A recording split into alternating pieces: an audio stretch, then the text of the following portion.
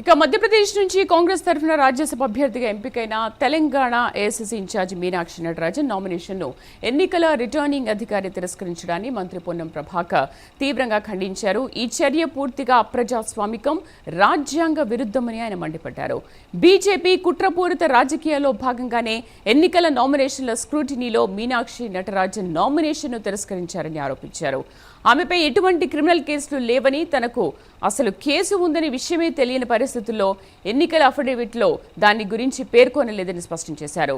చట్టం, న్యాయం, ప్రజాస్వామ్యం పట్ల అపారమైన గౌరవం ఉన్న గాంధేయవాది అయిన మీనాక్షి నటరాజన్ నామినేషన్ను తిరస్కరించడం అత్యంత దుర్మార్గమన్నారు పొన్నం ప్రభాకర్. ఒకవైపు మహిళల గౌరవం, బేటీ బచావో బేటీ పడావో అనే నినాదాలు చేసే బీజేపీ ఒక సమర్థురాలైన మహిళా నాయకురాలి నామినేషన్ను ఇలా తిరస్కరించడం వారి ద్వంద్వ నీతికి అద్దం పడుతుందని విమర్శించారు.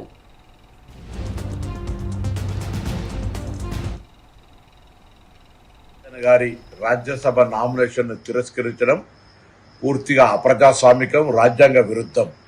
తను ఎటువంటి కేసు హాజరు కాకుండా, నోటీసు లేకుండా, తనపై కేసు ఉన్న అంశం కూడా తెలియని పరిస్థితుల్లో ఎన్నికల అఫిడవిట్లో ఆ కేసును మెన్షన్ చేయలేదనేటువంటి ఆలోచనతో భారతీయ జనతా పార్టీ కుట్రపూరిత రాజకీయాల్లో భాగంగా ఎన్నికల నామినేషన్ స్క్రూటినీ చేసినారు.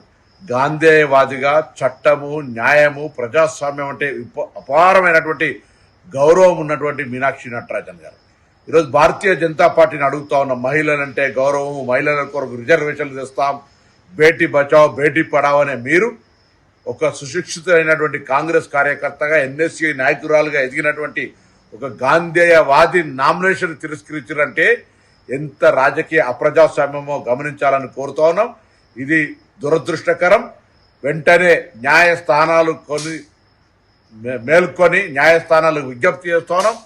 దీని మీద పూర్తి స్థాయి విచారణ జరిపి ఆ నామినేషన్ను తిరిగి పరిగణలోకి తీసుకోవాలని కోరుతూ, ఈ రాజకీయ క్రీడలో నిరంకుశత్వంగా వివరిస్తున్న బీజేపీ తీరు అటు బెంగాల్లో కావచ్చు, ఇతర రాష్ట్రాల్లో రాజకీయ ఏ క్రూరత్వం అయితే చేస్తున్నారో ఇది ప్రజాస్వామ్యానికి మంచిది కాదని మీనాక్షి